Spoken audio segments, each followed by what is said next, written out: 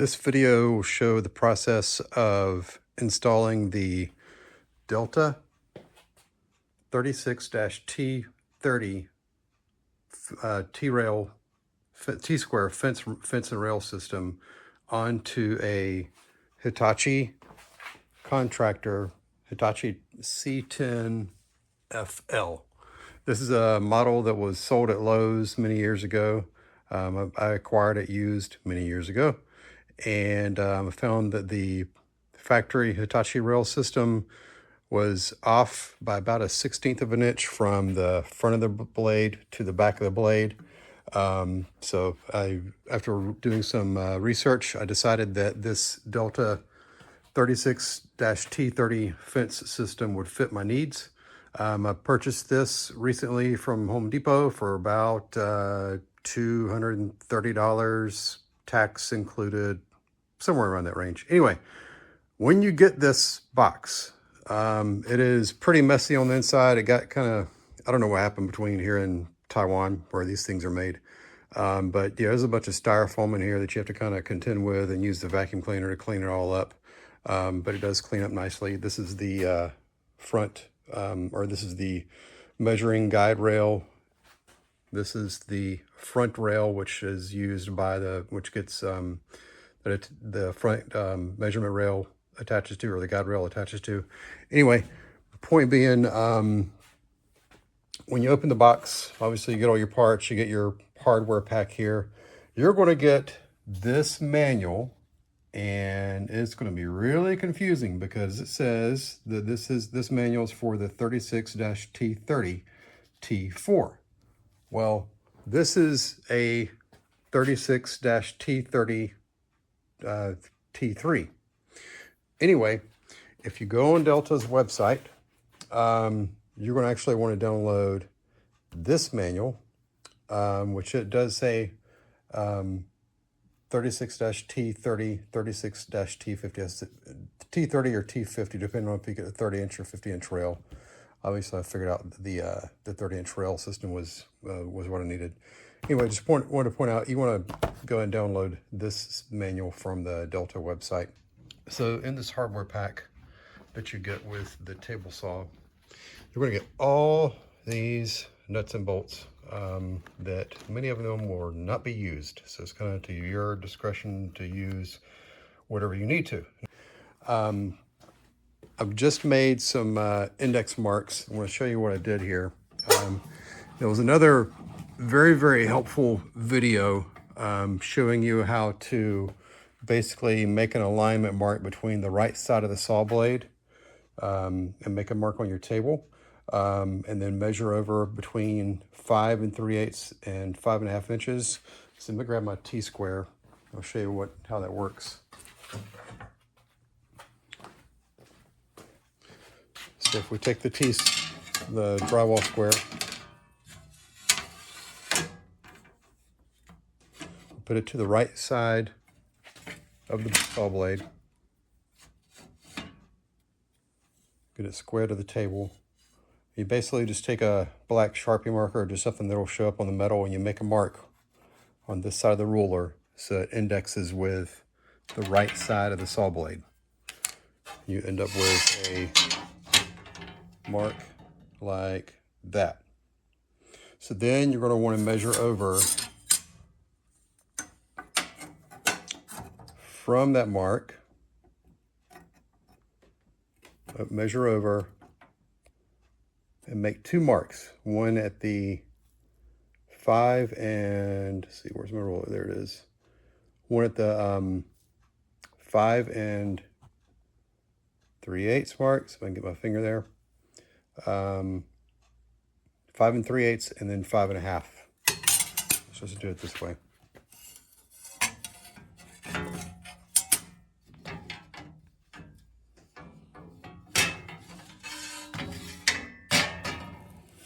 So if I make my first mark, let's set the ruler at 5 and reading upside down. Here's 5 3/8 right there on my measurement. So if I make a mark at 0, I ended up right there. There, I show up on camera. First mark is 5 3/8. Move it over to 5 1/2, which is right there. There we go. Oops, I moved it. Good grief. Here we go. 5 1/2. Line up. Make a second mark. It ends up right there. Reason is that's the width of your T-square fence itself, and that's where the 0 line mark for the guide rail will go. This mark right here. So once you get that in place, what I decided to do was to line up the guide rail. So we move some stuff around.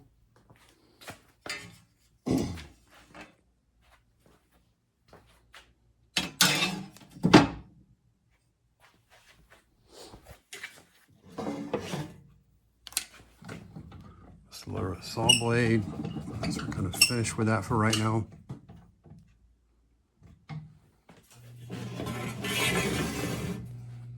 Turn this around. So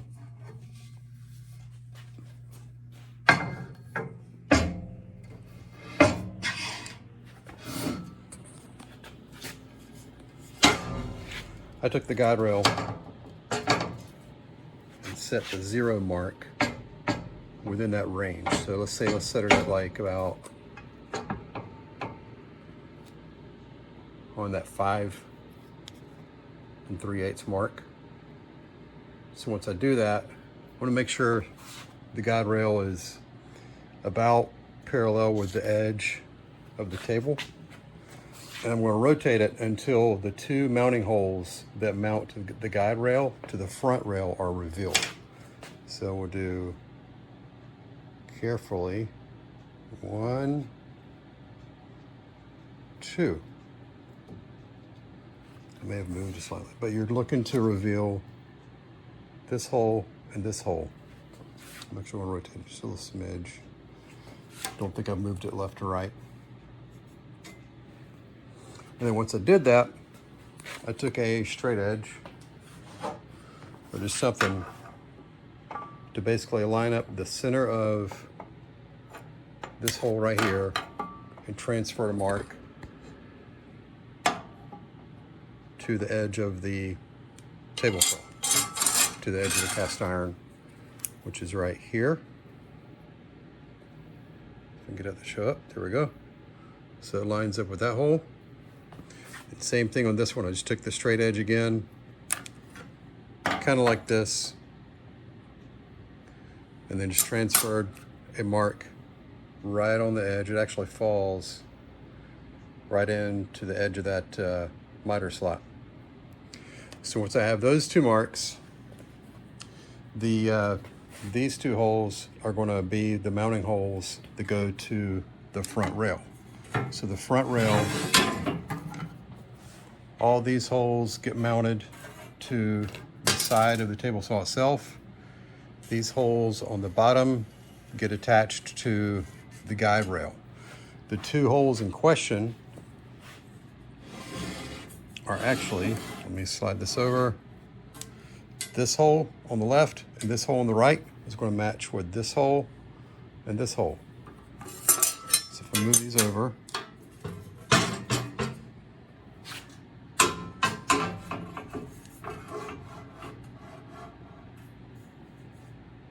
they made up just like that. I slipped just a little bit, that's fine. I still have my reference marks on the table, on the cast iron. So once I know where the guide rail should end up being placed, it also tells me about where the front mounting rail is going to go. I need to see which one of these holes are going to line up with the edge of my table. Not a lot of them do, so I might have some drilling to do here in a few minutes, but fortunately what I found was this hole mates up with this hole. So let's pause for a minute. I'm going to get that set up and show you what I mean. So I just loosely attached the front rail. Get it straighten out a little bit more.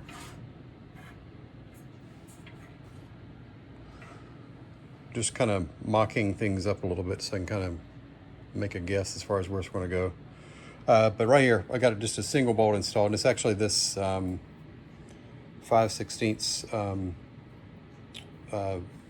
flat bolt, and then of course the star washer and the flange nut. Anyway, that tells me, fortunately, like the existing hole, this in the Hitachi cast iron top matches with the Delta front rail fence. And then if I look, there are 2 marks for the guide rail mounting holes. Right there, it lines up with the guide rail mounting hole there. And then the same thing on the second one. There's that little black mark right there for my index marks for my guide rail, lines right up with the hole on the front rail. So that's pretty much that part. So I am there's a tool that Delta gives you, which is part of the next steps, as far as showing how the alignment goes. This it's basically just a piece of metal cut out with a template to kind of show you how to align this, how everything should line up. I got to read the instructions on that one, so we'll come back for that. Well, it looks like I was wrong about this this existing hole in the cast iron, being able to use that. It looks like it's going to make it a little bit low. I mean, this is the this is the rail alignment gauge that Delta gives you with the fence system. If I raise it up just a little bit, well, let me show you this first, how it's currently sitting. The rail gauge, the bottom of this rail gauge should be touching the top of this fence rail. I mean, it's resting perfectly right here on the tabletop itself. And this, of course, goes up against the edge of the table. But I'm a little bit off. So what I'm probably going to end up doing is just using this temporarily until I can get some clamps in place to hold the rail, and then adjust it up and down until the front rail meets the bottom of the rail alignment gauge where it needs to go, and then mark my holes for drilling. I'll probably, I know I'm going to have to drill a hole in the cast iron somewhere in here. I'll probably end up making a brand new hole for the rail and the cast iron, just so I'm not kind of teetering on the edge of a existing hole there. And of course I'll use a hole over here in the stamped metal over here on either side of the extension wings.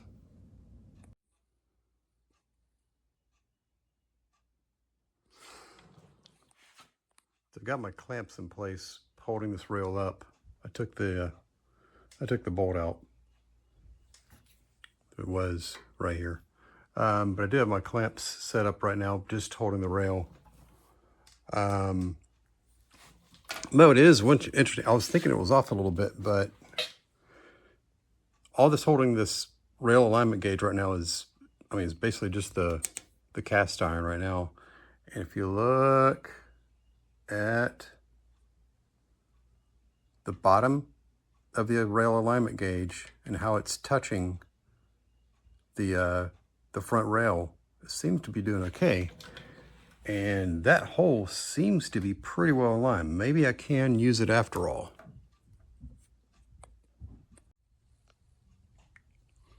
Okay, so if you look here, I've got the bottom of the rail alignment gauge touches the top of the front rail. And then also over here, I was talking about this existing hole. This existing hole is off by just a little bit. If we look directly into the hole right there, it's off by just a very, very minor amount. I don't think I'm going to use it. It was good just to hold it for just a hold it for temporarily, but if I look, when I had the rail alignment gauge set up onto it, there was a little bit of a distance between the bottom of the rail alignment gauge and the top of the front rail itself. But right now I've actually got it lined up pretty well. There is barely any kind of space, hardly any space between the bottom of the rail, or bottom of the rail alignment gauge and the top of the rail itself. I used my handy dandy Craig multi-mark tool. This has been, recently purchased. This has been pretty handy here lately. Anyway, I took a measurement and measures it right at about 3/4 of an inch from the top of the cast iron to the top edge of the rail. And so I am currently at that, pretty much sitting at that alignment right there. Sitting at 3/4 of an inch on both sides from here and also here. On that one, it sits very, very nicely. So I believe this is where I'm going to go. And as I mentioned, I'm not going to use this hole. I will use this hole over here. I'm just going to drill directly into the cast iron, and then I'm going to drill back over here a second hole, a brand new hole for the rail itself, and then directly into the cast iron. So we'll come back after that. Okay, after a little bit of drilling, I've got the front rail attached to the table itself. This is the bolt where the new hole is installed that I had to drill. Of course, we got a bolt out here on the extension wing on the right, and then this is another new hole that I had to drill into the cast iron where the bolt is now residing, and then of course another bolt out here on the extension wing on the left. Let's check the alignment from as far as the depth of the rail to the cast iron top. Let's see. I think I maintained it pretty well. Not too much of a gap there. I mean, it's like maybe about a 32nd of an inch. Probably, I'd say that's pretty accurate. So thankfully I was able to maintain the hole. I'm just checking on the right side of the cast iron. And same scenario. It might be about a 32nd of an inch off probably. Come on, come in focus. There we go. I'd say that's there's probably a little bit of a margin in error with the T-square fence. So I say I did pretty well. Did of course use a center punch to first create some little dents in the cast iron and also into the stamped steel for my drill bit. And then I selected like maybe a 3/32 inch drill bit up to, I don't know what that is, maybe about a 5/32 probably, or 7/32 probably, something like that. All the way up to, I think this is like a 23/32 drill bit. And then I chamfered the hole, this one, since this had to go straight in, since this was a new hole into the front rail mount itself. I had to chamfer the hole a little bit with a 1/2 inch bit. Of course, whenever you're drilling into metal, always want to use a little bit of lubricant of some sort. I'm using 3-in-1 oil here to keep my drill bits cool and to keep them from going dull too quickly and burning out. All right, so the next step is going to be to install the rear rail. Okay, so I'm in the process of installing the rear guide rail right here. But just before I did that, I decided to go ahead and install the guide tube, which has the measurement tape on it. Of course, it supports it's what actually the T-square T-fence locks into. So I went ahead and installed that just for a couple of different reasons. One of the reasons is that basically when you set the fence on, and as you're aligning the rear guide rail, you use the the rail alignment tool that they provide for you. And before, with the front rail, this part sits on the table, and then this part sits on the rail. Or actually, no, I'm sorry, this part is what sits on the front rail. But for the rear rail, as you have it turned where the top edge of the rail is actually up, as opposed to this front rail, the edge is sitting on the bottom. Anyway, the rail alignment tool slides in, or the rear rail slides into this little cutout for the rail alignment tool. And ideally, the rail alignment tool rests nice and flat onto the tabletop. And then you have very, very little issue as far as a gap or anything like that. Like I have like a little bit of a gap between the top edge of the rail, like a little bit of a space between that and the rail alignment tool and the bottom itself. But I think that's looking really, really well. So this is on one side of the table. I guess if you were sitting on the other side of the table, this will be on the left side of the table. And then if I move the rail alignment tool to the right side of the table and check it, it is sitting very, very nice. It's got that gap sitting right there on the very, very top edge, and a little bit of a gap on the bottom edge. You can see a little bit of light coming through right there. But I think this is, I think that this rail, the rear rail, is not lined up very, very nicely all across the edge. I also used my Craig alignment tool. I'm sorry, they call it the Craig multi-mark tool, to check the spacing, and it looks really, really nice. It's there's no gaps or anything like that. It's sitting on the tabletop. There's no gap on the multi-mark tool on that side of the table, and check it on this side of the table, although I moved my fence. But anyway, I checked it a minute ago before I started filming. The other reason I wanted to do this, this is the reason why I wanted to go ahead and attach the guide rail with the for the measurement rule, so I could go ahead and attach the fence, go ahead and begin to kind of check the fence, is because with the fence and the placement of the rear guide rail, you have to account for this little bit of a bend in the catch that's on the bottom of the fence. Let's think of that. There we go. See this little bend right here? Ideally, that would rest right on that edge of the rear rail.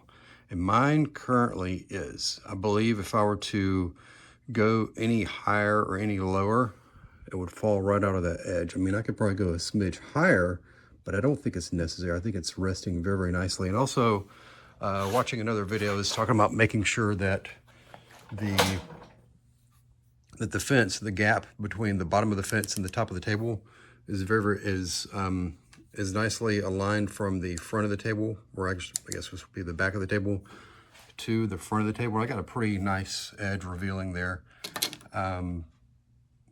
If I did a minute ago before I started filming, this actually was sitting a little bit lower.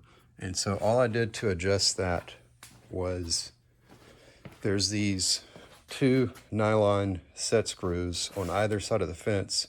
And you actually use those to adjust the squareness of the fence to the table, which comes later on in your final adjustment steps. But of course, you can also use it to adjust the overall height of the fence to the table. And that's exactly what I did. I have a pretty even gap from the front part of the fence to the back part of the fence back here. So bottom line, oh, and one other note, as far as aligning the rear rail, watching another video that showed instructions on this, as far as maximizing the amount of width that you can get with the fence in relation to the rail to get it all the way up to the 30-inch mark.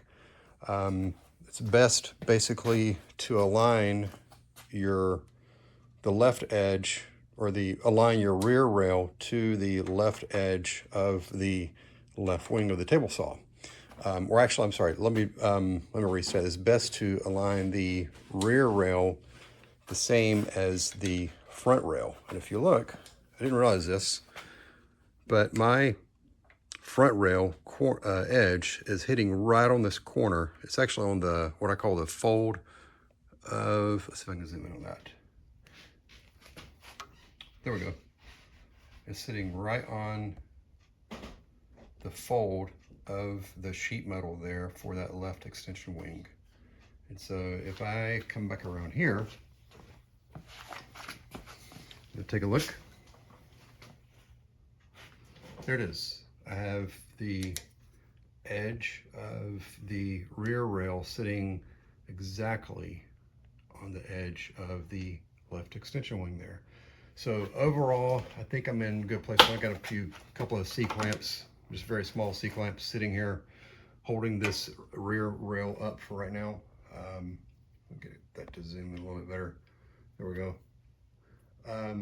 Yeah, just got a couple of C-clamps sitting right here, holding this rear rail in place. And so I believe I have no holes that line up from this Hitachi style in relation to the Delta rear rail. So I got a bit of drilling to do. I'm drilling about 4 holes. I can put a hole right here and it goes into the cast iron, and then another one here that'll go into my cast iron, and then one somewhere along here, probably in this furthest hole on the extension wing, and then one way down here, probably on that extension wing on the right. So we'll get to drilling and we'll come back. All right, so I'm in the process of installing or getting ready to drill the bolts, the holes for the bolts for this rear rail. And it occurred to me that I don't really have access to the back side of this cast iron. Let's see if I can get a shot of it. Yeah, there's like a little bit of space. I could possibly get the flange nuts back here when I drill the hole. I really don't want to take a chance on that. So I'm doing something a little bit more intense, a little bit more work to do. But basically I have a hole to drill here into the cast iron. So if I can get that, there it is. And then of course this one over here. I've owned a tap and die set for a very long time. Bought it many years ago at Lowe's, but I haven't never really used it. Anyway, let's see, where is my, getting lost here. Here it is. Here's the tap. I was unsure if this bolt that I have, the one that I'm selecting to use for the rear rail, I was unsure if I have the right size tap for that. This is a 5/16 tap that I have, and it is a 5/16 bolt, but I just want to make triple sure that the thread size is going to work. I mean, you can kind of do a little test by matching the threads to the tap itself, see if they run kind of interlock in a way. They do, but I wanted to be triple sure. So I found this piece of aluminum block that I had, just basically just get a scrap piece of block of whatever kind of metal that you have, whether it be like steel or aluminum or whatever. And instead of using the 5/16 drill bit that they give you with the tap and die set, decided that that was going to be a little bit too large for that bolt. So obviously I don't want to over drill the hole. So in my handy dandy Milwaukee cobalt drill set that I've had for many years, it's becoming very handy. I decided to go, see there's 5/16 right there. So rather than going, I decided to go 2 sizes down. So I went down to a 9/32 hole. So I used a 9/32 bit, drilled a hole, and then used my tap to tap out the hole. There you can see the threads that I tapped out with this 5/16 tap. I'll see if I get the precise size on that here in a minute, but this fits the bolt that I'm selecting to use. It fits it very nicely. So this is an excellent little test to do before I decide to drill a hole this way. Very nicely. Let's see if I can get that angle right there. There it is. Oops. Trying to hold the camera with one hand and do the work with the other. There we go. Yeah, that's it. So that's exactly what I'm going to use Let's see if I can get the size on this tap. Let's see here. Let's pause for a minute. This is the tap die and drill set that I've had for many years. I bought it from Lowe's, of course, the Cobalt brand. There's the number on it. I don't know if they still sell this same one or not, but that's what you get with it. All the various drill bits and the taps and the dies. But specifically for this one, let's see. It is the 5/16 18 NC tap is what I used. So basically I used a 9/32 drill bit, and then a 5/16 18 NC tap to match the threads and the diameter on this flange screw that we're about to use. So that's what you need to use if you choose to tap out your hole and for these 5/16 bolts. When drilling these holes into the cast iron, and I want to make sure I'm dead center, of course I could use my center punch here. There it is. But you know, you're kind of taking a little bit of a guess as far as where center is in the middle of the hole, in the center of the pre-drilled hole into the guide rail. What I decided to do was to find a drill bit that fits the exact diameter of the pre-drilled hole, and that happens to be, I mean, it's pretty close. It happens to be a 25/64. So out of my Milwaukee Cobalt set, I got the 25/64 bit. Again, it fits pretty nicely. Very minimal wiggle room, but anyway, all I did, obviously I'm not drilling my actual hole with the 25/64. We're using a 19/32, but anyway, all I wanted to do was just to barely make a little point on the center of in the center of that hole, and it barely see it in my headlight. There it is. Yeah, it made a nice little reference point right there for me, and another one over here. So I can finish these off with my center punch. There we go. And then of course I can use my stepping process by going from a small drill bit to a medium drill bit to my final 19/32. I'm sorry, not 19, but 9/32 drill bit. 9/32 is what I meant to say, from a final hole. Pardon my headlamp here, but I figured I would capture this magical moment. Okay, so it's not a magical moment. Anyway, I've taken the rear rail off. Now they've got the 4 holes drilled, like such as this hole, which I currently have the tap in, and then this hole circled in red Sharpie marker, and then this hole. So I just got finished drilling these 4 holes for this rear rail over here. Anyway, and I just got finished using this tap to tap out this hole. It came out very nicely. So I'm actually currently tapping out this one. I just started. Let's watch the magic happen here.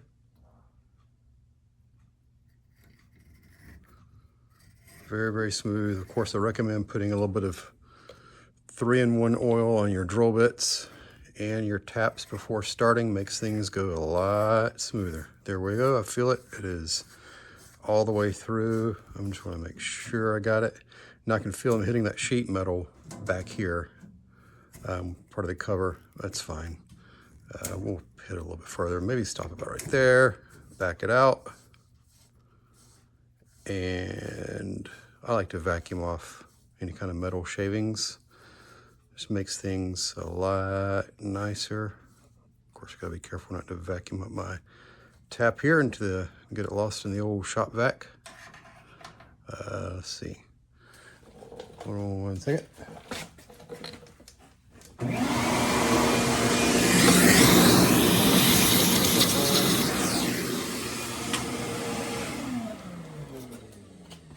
Okay, the moment of truth. Here we go. Beautiful. Nice and smooth. Very, very smooth. I'll get it right down that rail. Don't think I'm going to have too much of an issue as far as the sheet metal. It'll probably hit it here in a minute. I'll just have to deal with that, but I think I'm going to be fine. I mean, if anything, I can probably put a washer on the front side of this bolt. Same thing with this one, should be fine. Come on, start. There we go. Beautiful. Nice and smooth. There we go. Okay, so this is it. So I've got the rear rail attached. Got it all bolted up, as you can see. And I'm just doing some testing and adjustment. I got the fence in place. So I'm just going through the instructions as far as making sure that the fence is square with the miter slot and also square with the blade. Actually, I can prove that for right now it is square with the blade. Like if I use this outer tooth, let's see which one I'm using. This outer tooth right there. So if I check it, it is right at 5 and, let's see if I can get right on it, 5 3/8. And then if I take that same tooth and move it up to here, sorry about that, moving the camera around. So here's my same outer tooth, move it up to the back side of the saw. It's right there. Let's check it. It hits right at 5 3/8. My camera will get in focus. There we go. Yeah, 5 3/8. So it's showing that the fence is in square, or that the fence is square with the blade. And it looks, I mean, obviously I need to go back with a flat square or something like that to check to make sure that the fence is square with the miter slot.